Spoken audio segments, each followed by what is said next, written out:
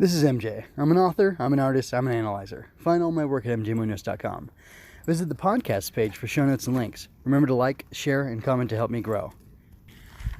This is Going Ultra, episode 38, A Wonderful Weapon. I'm analyzing Ultraman Z, episode 24, which is the penultimate episode of the show, of the series. Episode 24 of Ultraman Z is entitled The Game to Extinction. It was originally aired December 12th, 2020. The writer is Kota Fukihara, and the director is Kiyotaka Taguchi. So I'm going to move right into my Ultra Bad. It's two things this time. The Earth is an organism, and the color timer. I'll talk about the color timer thing first. So the color timer was blinking, I think, at the end of episode 23, and it's blinking here, and he just keeps going and going and going. The only thing that I guess could make the color timer good, after all, is the fact that Haruki and Z are apparently parted. Basically, when he's defeated, or when they're defeated, Z appears to Haruki and says, hey, we can't do this anymore. So it looks as if, like I said, there's a consequence to that. So that's a good thing, but I was still really shocked and appalled that, the 3-minute color timer thing doesn't quite seem to be, sticking at all. And there was no real explanation. Like, had he absorbed power from Belly Rock, or had there been some other explanation for it, it would have been easy to understand what exactly was going on. But there was really nothing. So, and no, not even an attempt made. It was just, it worked for the show, for them to have everything keep going, despite the fact that it had been minutes since he was able to transform. And maybe he untransformed there, and then later on he did the transformation and fought and lost. Maybe that's how it went. I can't remember, because I kind of think he was injured, and then Baku drives him out, and then he tells him that he's Ultraman without telling him that he's Ultraman. So, which that was a cool moment. So the other thing is the Earth being an organism. Yuka says that the Earth is an organism. She tells I don't know who she tells Haruki that, and she tells other people. She tells the director, but he won't listen to her, and she's saying, hey, the reason that the kaiju are coming and attacking in mass is because they can feel the threat that is posed by Ultroid Zero and the D4 weapon specifically, and it's not a good thing. And it's like the Earth has the kaiju are part of a self-defense system, or like an immune system response to this greater threat, and that they're going to do whatever they can to stop it. So that doesn't really jive with what else we've seen in the series, which is that Haruki and Yoko had the conversation where they determined that kaiju are not made for this world, and that was where Yoko drew her grit and determination to decide to decisively end a kaiju's life. And she wanted to be the one to make that choice and not force others to make that choice. So she was willing to kill them as she had to, because they're not made for this world. And that doesn't really make sense. I mean, I thought it was kind of heroic and noble at the time, and I did praise it. And I'm not necessarily going to go back on that, but I am going to say that thinking about that in the fuller context of the show and the series, which this is now given us as we're reaching the end, maybe kaiju are made for this world. Maybe she's an unrelatable narrator, and her perspective is diminished because she's only human in the show, and she doesn't grasp the full depth of what kaiju mean to the world of Ultraman Z, both the planet and the universe. But everything has to exist for a purpose. So why does it exist? I think is a valid question to ask. So that's all I'm going to say about that. Those are my complaints, and then I actually part of my ultra cool thing is that the Earth is an organism. Now, if there is some broader, more powerful, or more nuanced message going on here throughout this series, that that kaiju really are part of the Earth's ecosystem, and by extension they're part of the universe's ecosystem, and that means that kaiju lives matter. Not to mock anything, but just to put a real fine point on it, that kaiju exist for a purpose, that they have a reason to exist in the universe, and that there's something good about them, or something good they can do. And I think that makes sense, because Well, I think that just makes sense. Otherwise, they wouldn't exist, right? It doesn't. This isn't Loki, where supposedly you just exist to serve a part in other people's stories to make them the heroes or whatever. That's not what kaiju are supposed to be, at least not in this context. Because this isn't. While this is a children's show, it has a little more nuance in it. I don't know if that's from the beginning it was planned to be like that, or if it's just as the decades went on.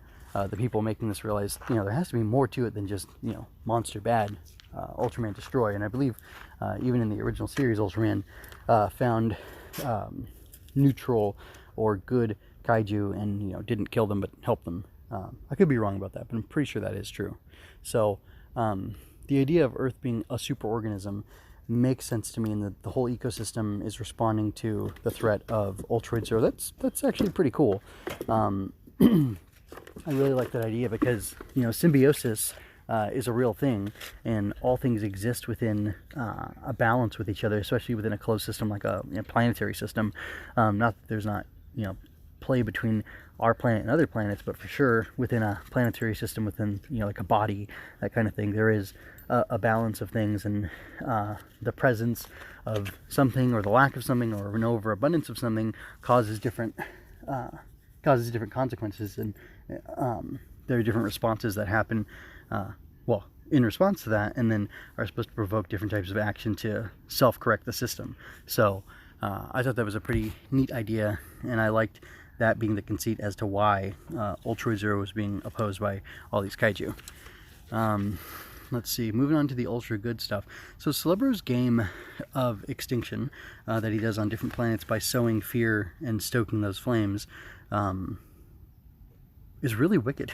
It's really wicked and really evil, and I don't know if that's something that I would have known about from Celebro being in past Ultra series. Had I seen them before this? Maybe it's a new thing, I don't know.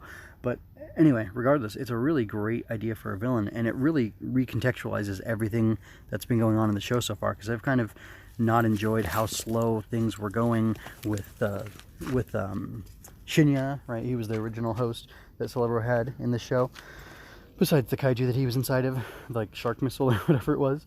Anyway, but yeah, I didn't really understand his overarching villain plot, and even, if Juggler was a villain in the show, I didn't really get his villain plot either, and they were too subtle and slick and like grandly envisioned to really be able to have Ultraman defeating kaiju stop them.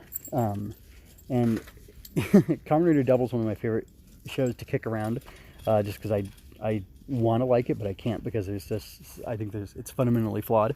But one of the things I loved about it was how the heroes kept defeating the villains, and as they would do it, the overarching master villains of the show were happy about it, and it was because they needed data.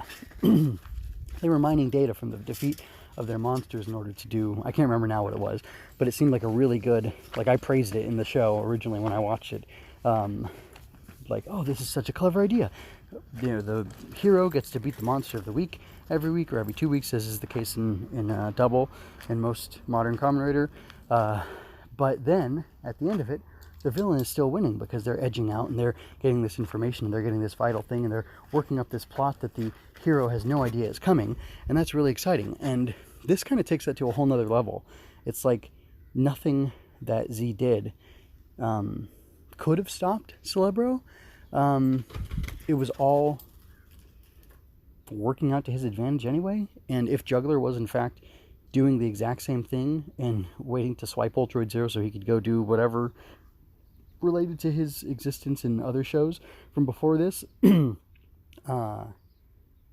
also didn't really matter. The more time he spent on Earth being part of storage or whatever, eventually something like this would have popped up, and then he would have said, like, yeah, okay, I'm ready now. A few years later or whatever, I'm ready. So that's, I don't know, it's pretty masterful, it seems to me, and it just totally takes away all my frustration from those things, because it's been more about the personal journey of Haruki and Z going through all this stuff together, and it happens to be in the context of the background of these, two alien dudes, plotting stuff. So that was pretty cool. And then moving on to Juggler, or Juggler's Choice is my other ultra good thing. He chose to save Haruki. He chose to save Z. Well, he chose to save Haruki specifically. That was really, really cool. He seemed at the end of the last episode like, oh boy, this is the full-on villain plot has come. He is the one who was pretending to be righteous. Now he's bearing his fangs, and he's like from the opening song, what it was saying. But nope, now he's bad. And then, no, given the chance, given the choice to make, he rushes at Celebro's Five King or whatever it was, and just attacks him and fights him and tries to stop him from killing Haruki. That was really great. And then what does it cost for him to save it? It cost everything. Ultra Zero stays out of his hands, and then it becomes a worse tool for Celebro to use to destroy the planet. And yeah, that was really cool. And then that's I'm going long, so I'm gonna try to wrap it up real quick. I think the deep thing in this episode is that it really shows that fear is the enemy, and Celebro goes around implanting fear and then increasing fear on different civilizations, or on different civilized worlds, and then he causes them to create the weapons that will destroy themselves. He seizes those weapons by manipulating things, getting into different positions, and then he accelerates the extinction. But he basically takes what's there, creates the conditions for extinction to happen, and then pushes it along. But it would have happened anyway, probably, if he hadn't been able to accelerate it. So that's a really interesting concept. And like there was even the thing about as Celebro, as the commander, rather, he goes and he tells the lady with the glasses from Gaff that, hey, if these people from storage start acting weird, they're probably aliens, and we're going to need to, sequester them and potentially kill them. That's another form of using fear as manipulation to get people to do what you want them to do. And I thought, oh, if they're aliens, they must be evil, right? But then again, we have, Celebro, who is an evil alien, and then we have Juggler, who is an alien and who might be evil, but who might just be really, really just. And I don't know all his context, but I want to believe him, and I want to believe this story that he has about this other form of justice. And I'm really interested to see, what was this tree that he cut down to stop this war? What is that all about? Anyway, so I might just go find the show that Juggler first appeared in and watch that, because pretty cool. He's a pretty cool guy. But yeah, fear being the enemy is the real thing that gets me here. And I think it's a real deep message, and you can see it all throughout the show.